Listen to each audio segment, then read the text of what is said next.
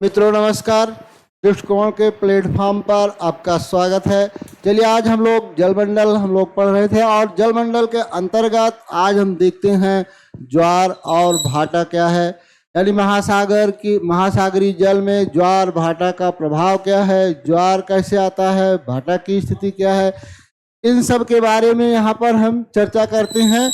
और सबसे पहले हम ये जानेंगे टाइड आपका क्या है, टाइड, और टाइड के साथ साथ हम इब को भी जानेंगे कि भाटा यानी ज्वार और भाटा है क्या। तो आइए देखते हैं।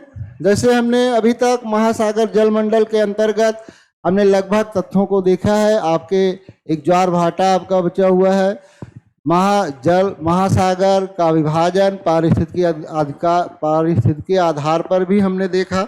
और इसी प्रकार से अब हम देखते हैं ज्वार और भाटा को, ये कैसे उत्पन्न होता है, क्या परिस्थितियां हैं। तो आइए सबसे पहले हम जानते हैं ज्वार को कि महासागर में ज्वार की स्थिति कब बनती है। तो सबसे पहले हमें जानना है ज्वार क्या है और भाटा क्या है। तो इसे जानने के लिए हमें ये जानना है, आइए देखते हैं ज्वार किसे कहते हैं, ज्वार उत्पन्न होने का कारण क्या बनता है। जैसे हमारी पृथ्वी है और पृथ्वी, ये मान लीजिए हमारी क्या है, पृथ्वी है, और पृथ्वी अपनी धुरी पर ये आपकी गति करती है। पृथ्वी अपनी धुरी पर क्या करती है, घूर्णन करती है। और पृथ्वी अपनी धुरी पर घूर्णन करने के कारण पृथ्वी अपनी धुरी पर क्या करती है, 23 घंटे 56 मिनट 4 सेकंड में एक चक्कर पूरा करती है। और पृथ्वी के चारों ओर आपका चंद्रमा, ये मान लो आपका क्या है, चंद्रमा है, ये आपका क्या है, चंद्रमा है। तो पृथ्वी के चारों ओर क्या करता है, चंद्रमा परिक्रमा करता है। चंद्रमा एक आपका क्या उपग्रह है, और पृथ्वी के चारों ओर चंद्रमा आपका क्या करता है, परिक्रमा। ये परिक्रमण पथ है चंद्रमा का, जो पृथ्वी के चारों ओर ये क्या करता है, परिक्रमा करता है। तो आइए इसी से संबंधित हम यहाँ पर जानते हैं, क्योंकि पृथ्वी का अपना एक आकर्षण बल है, या पृथ्वी का अपना एक क्या है, गुरुत्वाकर्षण बल है। और पृथ्वी का अपनी धुरी पर तीव्र गति से चक्कर लगाने के कारण दो बल आपके उत्पन्न होते हैं। एक आपका है अपकेंद्रीय बल, एक आपका क्या है, अपकेंद्रीय बल, और दूसरा आपका है अभिकेंद्रीय बल। दूसरा आपका क्या है, अभिकेंद्रीय बल।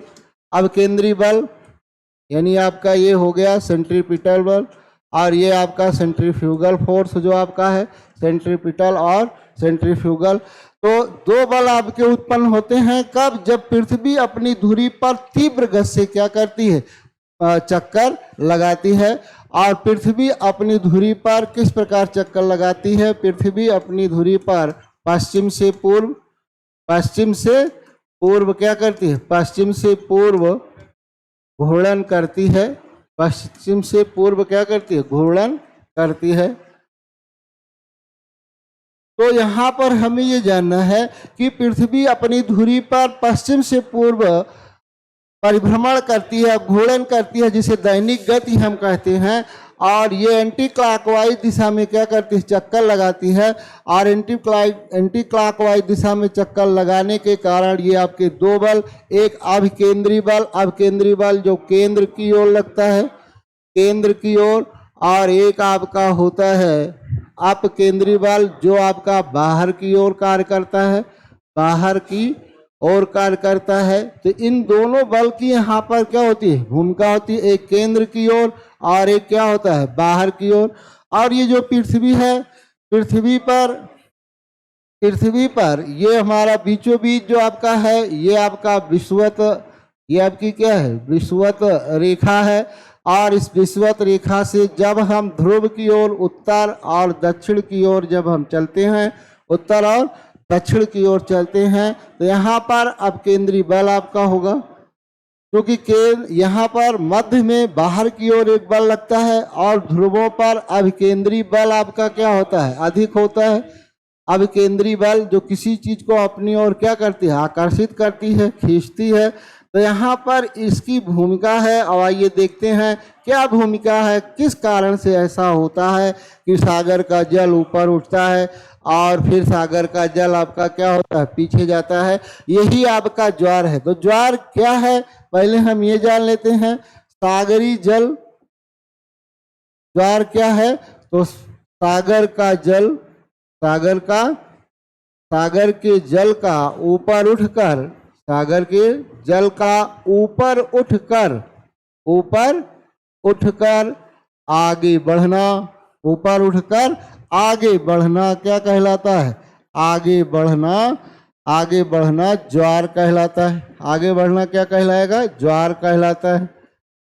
और फिर पीछे जाना, जल का पीछे जाना क्या कहलाएगा, जल का पीछे जाना ही क्या कहलाएगा, पीछे जाना भाटा कहलाता है। तो ये स्थितियां हैं ज्वार और टाइड और इब की, ज्वार और भाटा की। जब सागर का जल ऊपर उठकर आगे बढ़ता है तो इसे ज्वार कहते हैं, और जल आपका जब पीछे जाता है तो इसी को हम क्या कहते हैं, भाटा कहते हैं। अब ज्वार भाटा का कारण क्या होता है, जैसे अभी हम आपको बता रहे थे कि कारण यहाँ पर क्या होगा, कारण आपका होगा सूर्य और चंद्रमा, सूर्य और चंद्रमा के आकर्षण बल का प्रभाव होता है। सूर्य और चंद्रमा के आकर्षण बल के कारण, सूर्य और चंद्रमा के आकर्षण बल के कारण ऐसी स्थितियां आपकी क्या होती हैं, उत्पन्न होती हैं। आकर्षण बल के कारण ऐसी स्थितियां आपकी क्या होती हैं, उत्पन्न होती हैं। तो सूर्य और चंद्रमा के आकर्षण बल के कारण सागर के जल का ऊपर उठकर आगे बढ़ना ज्वार, और पृथ्वी के अपकेंद्रीय बल के कारण फिर पीछे जाना ही आपका क्या कहलाता है, भाटा कहलाता है। अब यहाँ पर ये हमें देखना है, आगे हम ये देखते हैं कि जैसे आपका सूर्य है और चंद्रमा है। एक प्रश्न यहाँ पर आपका आता है, ज्वार भाटा आप समझे होंगे कि सूर्य और चंद्रमा के आकर्षण बल के कारण ऐसी स्थितियां बनती हैं। तो सूर्य और चंद्रमा है। दूसरा आपका पृथ्वी का एक बल है जिसे हम कहते हैं अपकेंद्री बल, जिसे हम क्या कहते हैं, अपकेंद्री बल। अपकेंद्री बल भी इस पर प्रभावी होता है। तो ज्वार की स्थितियां बनती हैं सूर्य और चंद्रमा के बल के कारण। सूर्य बल और चंद्रमा का आपका बल और पृथ्वी का अपकेंद्री बल, इन सब बल के कारण जल क्या होता है, ऊपर उठता है। लेकिन यहाँ पर हमें ये जानना है कि किसके बल का प्रभाव अधिक होता है, किसके बल का प्रभाव क्या होता है, अधिक होता है। तो चंद्रमा के बल का प्रभाव क्या होता है, अधिक होता है। चंद्रमा के बल का प्रभाव ज्वार पर अधिक होता है। प्रभाव ज्वार पर क्या होता है, ज्वार पर अधिक होता है। अब यहाँ पर इसका प्रभाव अधिक होता है किसकी तुलना में, सूर्य की तुलना में। सूर्य की तुलना में यहाँ पर आप जानते रहिए, सूर्य की तुलना में किसका प्रभाव अधिक होता है, सूर्य की तुलना में चंद्रमा के बल का प्रभाव ज्वार पर अधिक है। क्यों ऐसा होता है, ऐसा क्यों होता है, क्योंकि चंद्रमा सूर्य के क्या है, चंद्रमा पृथ्वी के नजदीक स्थित है। चंद्रमा पृथ्वी से नजदीक है और किसकी तुलना में, नजदीक है सूर्य की तुलना में। इसलिए इसका प्रभाव, चंद्रमा का प्रभाव अधिक होता है। तुलना में नजदीक है इसलिए चंद्रमा का प्रभाव क्या होता है, अधिक है। जैसे हम देखते हैं सूर्य और पृथ्वी के बीच जो औसत दूरी है, सूर्य और पृथ्वी के मध्य दूरी तो दूरी यहाँ पर अगर हम माध्य रूप में देखें, माध्य में या औसत हम देखें तो ये आपका है 14.96 करोड़ किलोमीटर है। और यही स्थिति आपकी सूर्य, पृथ्वी और चंद्रमा के बीच, चंद्रमा और पृथ्वी के मध्य, चंद्रमा और पृथ्वी के मध्य, चंद्रमा और पृथ्वी के मध्य कितनी दूरी है? के मध्य 3,84,400 किलोमीटर है। ये आपका 3,84,400 किलोमीटर है।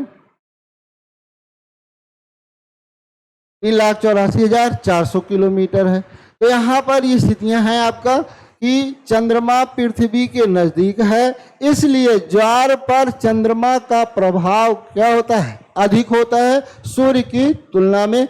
दूसरा है पृथ्वी पर एक अपकेंद्री बल आपका कार्य करता है जो किसी भी चीज को यानी केंद्र से बाहर की ओर इसे ढकेलता है। तो इन सब कारणों से सागर का जल ऊपर उठकर आगे बढ़ता है और इसी को हम क्या कहते हैं? ज्वार कहते हैं। लेकिन किसी चीज को पृथ्वी अपकेंद्री बल वो होता है, अपकेंद्री बल के कारण ये क्या करती? किसी चीज को अपनी ओर आकर्षित करती है और इसके कारण फिर जल आपका पीछे होगा। इसी को हम क्या कहेंगे? भाटा कहेंगे। परिस्थितियां और भी आप समझ सकते हैं। मान लीजिए ये आपकी पृथ्वी है और यहाँ पर आपका क्या है? चंद्रमा है। तो चंद्रमा यहाँ पर होगा तो इस क्षेत्र की परिस्थितियां आपकी इस तरह से बन जाएंगी। अगर सागरी क्षेत्र है तो यहाँ पर आपका जल क्या होगा? आगे बढ़ेगा यानी ऊपर उठता है। और इस क्षेत्र की परिस्थितियां आपकी इस प्रकार हो जाती हैं, यानी एक क्षेत्र में जल ऊपर उठता है तो दूसरे क्षेत्र में जल क्या होता है? पीछे जाता है। तो इस प्रकार से पृथ्वी जो है आपकी परिक्रमा करती है लगभग 24 घंटे में। लगभग कितना? जैसे अभी आपको बताया गया कि लगभग अगर हम कहें या हम ये कह दें कि 23 घंटे 56 मिनट, 23 घंटे 56 मिनट 4 सेकंड में एक परिक्रमा पृथ्वी अपनी क्या करती है? पूरा करती है। और इस प्रकार से 24 घंटे में किसी स्थान पर 24 घंटे में किसी स्थान पर 2 बार ज्वार आता है। 2 बार ज्वार आता है। 2 बार क्या होगा? ज्वार आता है। 2 बार ज्वार आता है, किंतु दूसरा ज्वार 26 मिनट देरी से आता है। दूसरा जो आपका ज्वार होगा, दूसरा ज्वार आपका क्या होता है? 26 मिनट बाद आता है। दूसरा ज्वार की स्थिति क्या है? ये 26 मिनट, ये प्रश्न भी आपका पूछा जा चुका है। 26 मिनट बाद आता है। 26 मिनट क्या आता है? बाद आता है। 26 मिनट बाद आता है। ये हो गया आपका 26 मिनट बाद आता है। ये हो गया आपका। तो किसी स्थान पर यानी दूसरा ज्वार जो आएगा 12 घंटे 26 मिनट बाद, इसी को हम क्या कह सकते हैं कि दूसरा ज्वार जो आपका आएगा, तो दूसरा ज्वार 12 घंटे 26 मिनट बाद आता है। 26 मिनट बाद आता है। और इस क्षेत्र में भाटा का प्रभाव यानी जल जो आपका नीचे जाएगा, भाटा का प्रभाव कितने समय में हमें दिखाई देता है? 6 घंटे 13 मिनट में। 6 घंटे कितने? 6 घंटे 13 मिनट में। और यहाँ पर ये प्रश्न तो अभी नहीं बने हैं, लेकिन हम आपको बता दें कितनी देर बाद आता है। ये प्रश्न आपका कई बार पूछा जा चुका है। भाटा का प्रभाव किसी स्थान पर कितनी देर? 6 घंटे 13 मिनट बाद आता है। तो ये है आपका ज्वार के बारे में बताया गया कि जब सागर का जल ऊपर उठकर आगे बढ़ता है तो वो ज्वार और पीछे जाएगा तो आपका भाटा। किसी स्थान पर 24 घंटे में आपका क्या होना चाहिए? 2 बार होना चाहिए। लेकिन ये दूसरा ज्वार 12 घंटे 26 मिनट बाद आता है। अगर ऐसी स्थिति है 2 बार आने की तो 24 घंटे में 2 बार होना चाहिए, लेकिन दूसरा ज्वार कितनी देर, 12 घंटे यानी 12 घंटे 26 मिनट बाद आता है। ऐसा होता क्यों है? क्योंकि पृथ्वी किसकी पृथ्वी सूर्य की परिक्रमा करती है, पृथ्वी सूर्य की, और चंद्रमा क्या करता है, पृथ्वी की परिक्रमा करता है। पृथ्वी की क्या करता है, परिक्रमा करता है। ऐसी स्थितियों में चंद्रमा अगले दिन तक पहुंचने में 52 मिनट का अपना क्या करता है, समय लेता है। और इस प्रकार से हम ये कहते हैं कि ये आपका 26 मिनट बाद, 12 घंटे 26 मिनट बाद दूसरा ज्वार जो आपका होगा आता है। और किसी स्थान पर कितनी देर में भाटा की स्थिति महसूस होती है, 6 घंटे 13 मिनट में। तो ये सब चीज़ें आपको बताया गया। जब आपको सीधे एक प्रश्न आपसे पूछता है कि दूसरा ज्वार कितनी मिनट बाद आता है, तो 26 मिनट बाद आता है, ये आप जानते रहिएगा। चलिए आगे, यहाँ पर चंद्रमा पृथ्वी की दूरी भी आपको बता दी गई, इसीलिए कहा गया चंद्रमा का प्रभाव पृथ्वी की तुलना में क्या होता है, अधिक होता है। ज्वार पर क्या होता है, चंद्रमा का प्रभाव सूर्य की तुलना में क्या होता है, अधिक होता है। चलिए आगे हम देखते हैं। इसी प्रकार से अब हम क्लियर हुए होंगे, एक आपका चंद्रमा का बल हो गया, एक किसका बल हो गया, चंद्रमा का बल हो गया। दूसरा आपका हो गया अपकेंद्री बल आपका हो गया, अपकेंद्री बल हो गया। और एक हो गया आपका सूर्य का बल हो गया, सूर्य का आकर्षण बल हो गया। इन सब के कारण ये स्थितियां आपकी क्या होती हैं, उत्पन्न होती हैं। इस आधार पर कभी कभी क्या होता है कि सूर्य, चंद्रमा और पृथ्वी, ज्वार के अब हम प्रकार जान लेते हैं। ज्वार के क्या जान लेते हैं, प्रकार। ज्वार आपके कितने प्रकार के होते हैं, टाइप्स ऑफ टाइड, यानी ज्वार के आपके क्या हो गए, प्रकार। तो ज्वार के जो ज्वार के जो प्रकार होंगे, ये मुख्य रूप से आपका एक ज्वार होगा जिसे हम कहेंगे दीर्घ, या इसे हम कहेंगे बृहद ज्वार। दूसरा आपका एक होता है जिसे हम कहते हैं लघु ज्वार, जिसे हम क्या कहते हैं, लघु ज्वार। तीसरा आपका एक प्रकार है जिसे हम कहते हैं आयन वृत्तीय ज्वार। तो ये हो गया आयन वृत्तीय ज्वार, दीर्घ ज्वार, लघु ज्वार और आयन वृत्तीय ज्वार। ये ज्वार के क्या हैं, 3 प्रकार आपके सामने हैं। तीनों को हम एक एक को हम समझ सकते हैं। जैसे हम अगर पहले देखें, पहले आपका क्या है, दीर्घ ज्वार है। पहले आपका दीर्घ ज्वार समझते हैं। दीर्घ ज्वार आपका स्प्रिंग टाइड आपका हो गया। ये आपका कैसे होता है, ये कब होता है, किन परिस्थितियों में होता है। तो मान लीजिए ये आपका है पृथ्वी, ये आपकी क्या है, पृथ्वी है। ये आपका क्या है, चंद्रमा है। ये आपका क्या है, चंद्रमा है। और ये आपका क्या हो गया, सूर्य है। ये आपका क्या है, सूर्य है। पृथ्वी, चंद्रमा और सूर्य, यानी सूर्य, चंद्रमा और पृथ्वी भी हम कह सकते हैं कि सूर्य, चंद्रमा और पृथ्वी जब एक सीधी रेखा में हो, कौन कौन से हो भाई, सूर्य हो, पृथ्वी हो और क्या हो, सूर्य हो, पृथ्वी हो और चंद्रमा।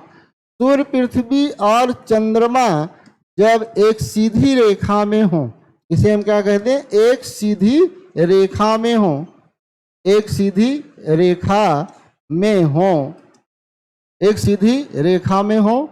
एक सीधी रेखा का मतलब 180 अंश का क्या बनाते हैं, 180 अंश के कोण पर स्थित हो, कोण पर स्थित हो। तो ऐसी दिशा में स्थित हो तब दीर्घ ज्वार आता है। तब क्या होता है, दीर्घ ज्वार आता है। यहाँ पर ये जानना, दीर्घ ज्वार आता है। तो दीर्घ ज्वार कब आता है, जब तीनों एक सीधी रेखा में हो, यानी एक सीधी रेखा का मतलब 180 कोण पर क्या स्थित हो, तब दीर्घ ज्वार की स्थिति उत्पन्न होती है, यानी ज्वार की ऊंचाई क्या हो जाती है, अधिक हो जाती है, और इसी को दीर्घ या बृहद ज्वार कहते हैं। और ऐसी स्थितियां दो होती हैं, जब पृथ्वी और सूर्य के बीच में चंद्रमा हो, ये आपका क्या हो गया, अमावस्या हो गया। ऐसी स्थितियां दो, एक अमावस्या को और एक क्या होता है, पूर्णिमा को। एक अमावस्या और दूसरा आपका क्या है, पूर्णिमा है। तो यहाँ पर क्या है कि जब सूर्य और पृथ्वी के बीच में चंद्रमा होता है, जो सूर्य और पृथ्वी के बीच में क्या होता है, चंद्रमा होता है, और ये हम देख लेते हैं कि ये सूर्य हो रहे हैं, यानी एक तरफ ये स्थिति आपकी क्या बनेगी, जब सूर्य और पृथ्वी के बीच में चंद्रमा होगा। यहाँ पर एक चीज और आपका क्लियर होता है, यहाँ पर एक आपका क्लियर होता है जिसे सूर्य ग्रहण और हम क्या कहते हैं, चंद्र ग्रहण भी कहते हैं।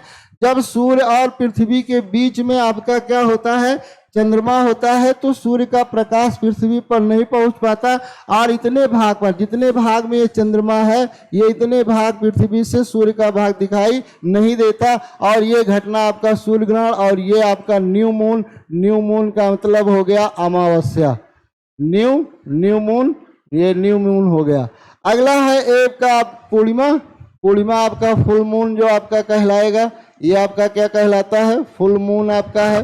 फुल मून की स्थिति कब बनती है, ये आपका हो गया सूर्य, ये आपका क्या हो गया, सूर्य हो गया।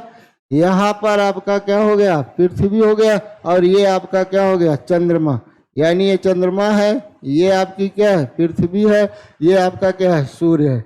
ऐसी स्थिति में यानी दो ही स्थितियां हैं, यहाँ हमें ज्वार देखना है, ये चंद्र ग्रहण सूर्य ग्रहण भी इसी पर है, तो लेकिन यहाँ पर हमें ये जानना है कि दीर्घ ज्वार की स्थितियां कब होती हैं, जब तीनों एक सीधी रेखा में होते हैं, और एक सीधी रेखा में या तो अमावस्या न्यू मून या पूर्णिमा यानी फुल मून को ये स्थितियां उत्पन्न होती हैं, और ऐसी स्थिति में दीर्घ ज्वार आता है। अब एक चीज यहाँ पर और अगर आपको जानना है कि ये जो आपका है, देखिए दोनों स्थितियों में क्या हो रहा है, तीनों एक सीधी रेखा में हैं, लेकिन यहाँ पर हमें एक ये जानना है कि स्थितियां हैं, लेकिन सूर्य और चंद्रमा की यहाँ पर क्या बन रही है, युति बन रही है। सूर्य चंद्रमा की आपकी क्या बन रही है, युति बन रही है। युति यानी एक ही दिशा में, और ये सूर्य चंद्रमा की युति के कारण ये ज्वार आपका क्या होता है, अधिक ऊंचा होता है। युति वाली स्थिति में ज्वार की ऊंचाई सर्वाधिक होती है। ज्वार की ऊंचाई क्या हो जाती है, ज्वार की ऊंचाई आपकी सर्वाधिक होती है। यह ध्यान रखना कि किसमें ज्वार की ऊंचाई सर्वाधिक होती है। अगर ये प्रश्न आपसे पूछा जाए तो आप कहेंगे युति वाली स्थिति में ज्वार की ऊंचाई क्या होती है, सर्वाधिक होती है। और ये है आपका, ये स्थिति आपकी वियुति की बन रही, तीनों एक सीधी रेखा में हैं, लेकिन ये स्थिति आपकी क्या कहला रही, वियुति कहला रही है, अपोजिशन स्थिति आपकी कहला रही है। ऐसी स्थिति में भी ज्वार की ऊंचाई अधिक होती है, लेकिन युति की तुलना में क्या होती है, कम। यानी दोनों स्थितियों में दीर्घ ज्वार आता है, बृहद ज्वार आता है, लेकिन युति वाली स्थिति में, कंजक्शन वाली स्थिति में ज्वार की ऊंचाई सर्वाधिक, और वियुति यानी अपोजिशन वाली स्थिति में ज्वार की ऊंचाई क्या होती है, कम होती है। लेकिन फिर भी ये दोनों स्थितियां आपकी क्या बनाती हैं, दीर्घ ज्वार की स्थिति क्या करती हैं, बनाती हैं। तो यहाँ पर इस ग्राफ द्वारा आपको क्लियर किया गया, ये है आपकी युति और ये है आपकी वियुति, अपोजिशन है, और इसे हम क्या कहते हैं अंग्रेजी में, कंजक्शन कहते हैं। तो दोनों दीर्घ ज्वार उत्पन्न करते हैं। तो दीर्घ ज्वार कब होगा, दीर्घ ज्वार होगा जब सूर्य चंद्रमा पृथ्वी एक सीधी रेखा में हो, 180 कोण पर स्थित हो, तब दीर्घ ज्वार आता है। और ये अमावस्या और पूर्णिमा को होता है। कब होता है भाई, अमावस्या और पूर्णिमा को होता है। और माह में आपका अमावस्या भी आता है एक, और एक आपकी क्या होती है, पूर्णिमा। अमावस्या पूर्णिमा को दीर्घ ज्वार आता है। दीर्घ ज्वार आपका क्या होता है, दीर्घ ज्वार आता है। ये आपका क्लियर हुआ होगा। यहाँ पर आपको अंतर भी बताया गया युति और वियुति की, और इसी से संबंधित सूर्य ग्रहण चंद्र ग्रहण भी है, वो बाद में समझा जाएगा। लेकिन यहाँ पर ज्वार को हमने देखा एक प्रकार आपका हो गया। चलिए इसी प्रकार से हम आगे बढ़ते हैं। दूसरा जो आपका है लघु ज्वार होगा। दूसरा आपका क्या होगा? लघु ज्वार। अब लघु ज्वार क्या है? नीप टाइट क्या है आपका, इसके बारे में हम जान लेते हैं। लघु ज्वार आपका किसे कहेंगे? लघु ज्वार की स्थिति आपकी ऐसे बनती है कि ये हो गया आपकी पृथ्वी, ये क्या है? आपकी पृथ्वी है। और यहाँ पर आपका क्या है? ये आपका क्या हो गया? चंद्रमा हो गया। और यहाँ पर आपका क्या है? सूर्य। यहाँ पर आपका क्या हो गया? ये सूर्य हो गया। यहाँ पर आपका क्या है? सूर्य है। ये सूर्य है आपका। ये आपकी क्या है? पृथ्वी है। और ये आपका क्या है? चंद्रमा है। तो चंद्रमा, पृथ्वी और सूर्य जब क्या होंगे? ये समकोण पर स्थित हों। चंद्रमा, सूर्य या पृथ्वी, या ये स्थिति बने चाहे ये स्थिति, चंद्रमा, सूर्य और पृथ्वी, चंद्रमा, सूर्य, चंद्रमा, सूर्य और पृथ्वी जब किस पर हो? पृथ्वी समकोण पर स्थित होते हैं। समकोण पर स्थित होते हैं, स्थित होते हैं, तब लघु ज्वार आता है। तब क्या होता है? लघु ज्वार, यानी जल की ऊंचाई कम होती से क्या कहेंगे? लघु ज्वार आता है। ये हो गया आपका लघु ज्वार, यानी 90 अंश कितने पर हो? अंश पर अगर पूछा जाए 90 अंश का कोण बनाते हो। 90 अंश का क्या करते हो? कोण बनाते हो। वहां पर हमने देखा 180 अंश, इस तरह भी प्रश्न आपका पूछा जा चुका है 180 अंश। और यहाँ पर आपका क्या है? 90 अंश का क्या करते हो? 90 अंश का कोण बनाते हो, कोण बनाते हो। तो ऐसी स्थितियों में आपका क्या होता है? ऐसी स्थितियों में आपका लघु ज्वार। और ये कब होता है? आपके पास दो पक्ष होते हैं, एक कृष्ण पक्ष होता है, एक क्या होता है? कृष्ण पक्ष, और दूसरा आपका क्या है? एक माह में शुक्ल पक्ष। शुक्ल पक्ष की सप्तमी और अष्टमी को यह स्थिति उत्पन्न होती है। कब होती है? सप्तमी और अष्टमी को, अष्टमी को यह स्थिति उत्पन्न होती है। यह स्थिति क्या होती? उत्पन्न होती है। तो यह हो गया आपका उत्पन्न होती है। ये हो गया आपका कौन सा भाई? ये हो गया आपका लघु ज्वार। और लघु ज्वार की ये आपका ग्राफ है। ये आपका सूर्य है, यहाँ पर आपका चंद्रमा है, यहाँ पर आपका क्या है?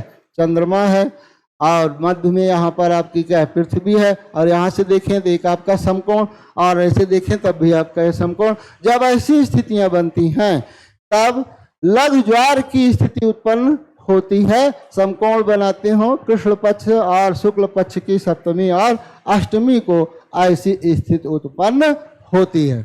चलिए इसी प्रकार से हमने तीसरा जो हमने देखा, एक है जिसे हम कहते हैं आयन वृत्ति ज्वार। आयन वृत्ति ज्वार, या इसी को हम कहते हैं विषुवत वृत्ति ज्वार। विषुवत वृत्ति ज्वार, विषुवत वृत्ति ज्वार, इसे हमें समझना। विषुवत वृत्ति ज्वार, अभी हमने बताया कि ये हमारी पृथ्वी, और पृथ्वी में ये रेखा आपकी क्या है? विषुवत रेखा है। ये कौन सी रेखा है भाई? विषुवत रेखा है। और विषुवत रेखा पर ये आपका उत्तरी ध्रुव, ये आपका क्या है? दक्षिणी ध्रुव, और ये आपकी विषुवत रेखा। और यहाँ पर सूर्य की किरणें आपकी लंबवत होती हैं। कब लंबवत? लंबवत होती हैं 21 मार्च और आपकी कब? 23 सितंबर को। 21 मार्च और 23 सितंबर को, 23 सितंबर को। और यहीं पर आपका अपकेंद्री बल अधिक प्रभावी होता है। कौन सा बल है आपका? अपकेंद्री बल, अपकेंद्री बल होगा। अपकेंद्री बल किसी भी जो अगर जलीय क्षेत्र है या सागरीय क्षेत्र है तो उसे बाहर की ओर ये क्या करता है? धकेलता है। और जब सूर्य 21 मार्च 23 सितंबर को विषुवत रेखा पर लंबवत होता है, और ऐसी स्थितियों में ऐसी स्थितियों में दूसरे क्षेत्र में आपके क्या होते हैं, ज्वार, यानी सूर्य के बल का, जैसे हमने देखा सूर्य के इस 21 मार्च 23 सितंबर को दोनों गोलार्ध में आपके दिन रात की स्थिति क्या होती है, बराबर होती है। चाहे हम इस तरह समझ लें कि जब यहाँ पर मध्य में होगा, केंद्र में अगर बल कार्य करेगा, तो ऐसी स्थितियों में गोलार्धों में आपके जलीय क्षेत्र में ज्वार की आपकी ऊंचाई क्या हो जाएगी, बराबर होगी। लेकिन इस क्षेत्र में यहाँ पर अब दो बल, एक आपका सूर्य लंबवत भी है और अब केंद्रीय बल अधिक होने के कारण इस क्षेत्र में जल आपका क्या होता है, जल आपका क्या होगा, दूर यानी दूसरी तरफ ध्रुवों की ओर क्या होगा, या हम कह लें दूसरी तरफ आगे बढ़ता है। और ऐसी स्थिति को हम क्या कहते हैं, विषुवत वृत्तीय ज्वार या आयन वृत्तीय ज्वार। और यहाँ पर आयन मकर का आयन और मकर आयन पर उस समय ज्वार की ऊंचाई क्या होती है, आपकी अधिक होती है। तो ऐसे ज्वार को हम क्या कहते हैं, आयन वृत्तीय या विषुवत वृत्तीय ज्वार के नाम से जानते हैं। या हम ये कह सकते हैं जब दोनों आयनों पर ज्वार की ऊंचाई लगभग एक समान हो, तो यही आपका विषुवत वृत्तीय या आयन वृत्तीय ज्वार के नाम से जाना जाता है। तो चलिए आगे हम बढ़ते हैं। इसी प्रकार से ज्वार हमने आपको बताया कि ज्वार कितने प्रकार के होते हैं, ज्वार आने का कारण क्या होता है। ज्वार किसी स्थान पर 2 बार आता है। अब अगला यहाँ पर पॉइंट है, हमने ये कहा कि किसी स्थान पर ज्वार कितनी बार आता है, ज्वार 2 बार आता है, 2 बार आता है। अब कुछ महत्वपूर्ण यहाँ पर तथ्य हैं, 2 बार आता है। लेकिन एक स्थान ऐसा है आपका, जैसे आपका है साउथहैम्पटन, ये आपका पड़ेगा इंग्लैंड में। ये आपका कहाँ होगा, इंग्लैंड या ग्रेट ब्रिटेन हम इसे कहेंगे, इंग्लैंड में। और इंग्लैंड में यहाँ पर एक बार उत्तरी सागर, एक बार किधर से, यानी 2 बार स्थितियां किससे बनती हैं, उत्तरी सागर से। और 2 बार स्थिति किससे बनती है, 2 बार स्थिति बनती है इंग्लिश चैनल होकर। तो इंग्लिश चैनल होकर ही आता है। तो इस प्रकार से साउथहैम्पटन नामक स्थान पर 4 बार ज्वार आता है। कितनी बार ज्वार आता है, 4 बार ज्वार आता है। ये भी आपका महत्वपूर्ण प्रश्न है, ये पूछा जाता है। तो साउथहैम्पटन नामक स्थान पर कितनी बार ज्वार आता है, 4 बार ज्वार आता है। और ये ज्वार आने का कारण हमने बताया कि ये स्थान उत्तरी सागर और इंग्लिश चैनल से जुड़ा होने के कारण 2 बार उत्तरी सागर से और 2 बार इंग्लिश चैनल होकर प्रवेश करता है। तो इस प्रकार से साउथहैम्पटन नामक स्थान पर 4 बार ज्वार की स्थितियां उत्पन्न होती हैं। चलिए आगे हम देखते हैं ज्वार में जल की ऊंचाई। ज्वार में जल की ऊंचाई, यानी ज्वार में जल की ऊंचाई कितनी होती है, इस पर भी आपका प्रश्न आता है। तो ज्वार में जल की जो ऊंचाई होती है, सागरी जल कितना मीटर ऊपर उठता है, तो इस आधार पर सबसे ऊंचा, यहाँ पर ऊंचाई के आधार पर जो सबसे ऊंचा ज्वार है, सबसे ऊंचा ज्वार जो आपका आता है, सबसे ऊंचा ज्वार, तो सबसे ऊंचा ज्वार जो आपका है वो है आपका कनाडा। सबसे ऊंचा ज्वार आपका कहाँ पर है, कनाडा।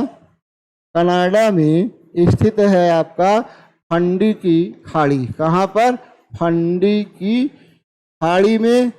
फंडी की खाड़ी में क्या होता है, फंडी की खाड़ी में सबसे ऊंचा ज्वार आता है, सबसे ऊंचा ज्वार आता है। तो सबसे ऊंचा ज्वार आपका कहाँ आता है, सबसे ऊंचा ज्वार आपका आता है फंडी की खाड़ी में। नोवा स्कोशिया स्थित फंडी की खाड़ी सबसे ऊंचा ज्वार यहाँ पर आता है। 15 से 18 मीटर ऊंचा ज्वार, 15 से कितना, 18 मीटर ऊंचा ये ज्वार यहाँ पर आता है, इसको जानते रहिएगा। सबसे ऊंचा ज्वार यहाँ पर फंडी की खाड़ी, कहाँ पर, कनाडा। अब आगे इसी प्रकार से हम भारत की अगर बात कर लें, भारत में सामान्यतः जो आपका है, सामान्यतः 2.5 मीटर ऊंचा ज्वार आएगा। कितना, 2.5 मीटर ऊंचा ज्वार आता है। किंतु सबसे ऊंचा ज्वार, अगर भारत में सबसे ऊंचा ज्वार, भारत में सबसे ऊंचा ज्वार अगर आपसे पूछा जाए तो सबसे जो ऊंचा ज्वार है, ये सबसे ऊंचा ज्वार आपका है, सबसे ऊंचा ज्वार ओखा। ओखा आपका कहाँ है? ओखा तट। ओखा तट आपका है गुजरात में। ओखा तट कहाँ पर है? ओखा तट आपका है गुजरात में, और यहाँ पर गुजरात में आता है। और यहाँ ऊंचाई आपकी कितनी है? 2.7 मीटर ऊंचा ज्वार आता है। तो ये हो गया आपका भारत में सबसे ऊंचा ज्वार गुजरात के ओखा तट पर आता है। तो ये आयन वृत्ति हो गया। आयन वृत्ति को हमने देखा, इस ग्राफ द्वारा हम समझ लिए। और इसी प्रकार से ज्वार की ऊंचाई सर्वाधिक कहाँ होती है ये हमने जाना, कहाँ पर 4 बार आता है, इसका प्रभाव अधिक होता है। आगे चलते हैं। इसी प्रकार से ज्वार से लाभ क्या है? ज्वार से लाभ क्या होते हैं? चलिए ये भी हम देख लेते हैं। ज्वार से लाभ क्या? ज्वार से लाभ होता है। ज्वार से लाभ होता है। ज्वार से लाभ क्या होता है कि सागर से महत्वपूर्ण रत्न, हमें महत्वपूर्ण कुछ रत्न प्राप्त हो जाते हैं। सागर के किनारे लैगून झील निर्माण में क्या होते हैं? सहायक होते हैं। लैगून झील का आपका क्या होता है? लैगून झील निर्माण में सहायक होते हैं। इसी प्रकार से अगला हमको जानना है, सहायक होते हैं। जो सबसे महत्वपूर्ण यहाँ पर लाभ है, हम ज्वारी ऊर्जा का क्या करते हैं? निर्माण करते हैं। ज्वारी ऊर्जा। और ज्वारी ऊर्जा आपकी किस प्रकार की ऊर्जा है? ज्वारी ऊर्जा का हम क्या करते हैं? ज्वारी ऊर्जा का निर्माण करते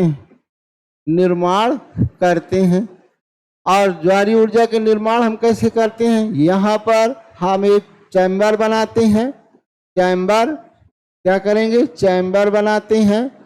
और इस चैम्बर में हम हाइड्रोलिक टरबाइन लगाते हैं। कौन सी टरबाइन लगाएंगे? हाइड्रोलिक टरबाइन लगाते हैं। और इसके द्वारा जब ज्वार लगाते हैं, जल ऊपर उठता है, और जब नीचे जाता है तो इसी टरबाइन द्वारा हम विद्युत का क्या करते हैं? निर्माण करते हैं।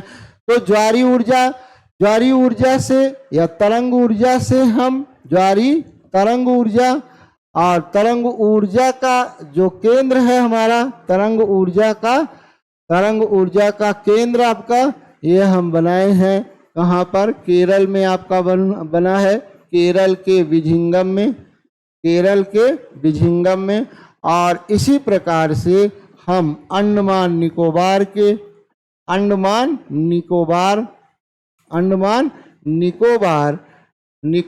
के मूस पॉइंट में हम ऊर्जा का निर्माण करते हैं। इस ऊर्जा द्वारा मूस पॉइंट में ऊर्जा का निर्माण करते हैं। तो ये आपका क्लियर हुआ होगा कि इससे हमें ज्वार से ये लाभ, रत्न भी मिल जाते हैं। हम मछलियां भी प्राप्त कर लेते हैं। ज्वार आता है तो कुछ मछलियां, यानी मत्स्य उत्पादन में भी ज्वार हमारी क्या करता है? हमें लाभ पहुंचाता है। तो ये था ज्वार की स्थितियां। पूरा हमने देखा ज्वार कैसे होगा, ज्वार किन कारणों से होता है, कब दीर्घ होगा, कब आयन वृत्ति होगा और कब लघु होगा, फिर ज्वार के क्या लाभ हैं, इन सब के बारे में हमने आपको यहाँ पर बताया। अब आगे जलमंडल में हमारा एक और पॉइंट बचता है जिसे हम कहते हैं महासागरी धारा। तो आगे जो हमारा वीडियो होगा वो महासागरी धारा से संबंधित होगा, और हम धाराएं कैसे बनती हैं, क्या कारण है, किन कारण से सागर का जल एक दिशा से दूसरी दिशा में आगे बढ़ता है। तो इन सब बातों को हम आगे की वीडियो में क्या करेंगे? जानेंगे कि धारा कैसे उत्पन्न होती है। जैसे महासागर में पवनों के कारण ये तरंग और लहरें हमेशा आपकी चला करती हैं, तरंग और लहर से अंतर धारा है। देखिए लहर या तरंग हमेशा चला करती हैं और लहर या तरंग हम उसे कहेंगे जिसमें एक श्रृंग और गर्त होता है। तो इसी तरीके से हम आगे महासागरीय धाराओं के बारे में जानेंगे और फिर हम मिलेंगे। तब तक के लिए आप सबको एक बार फिर से नमस्कार। और आपको मित्रों अगर पसंद आया हो या पसंद आए तो अपने मित्रों को भी शेयर करिएगा, अधिक से अधिक इसे शेयर करने का प्रयास करिएगा। नमस्कार।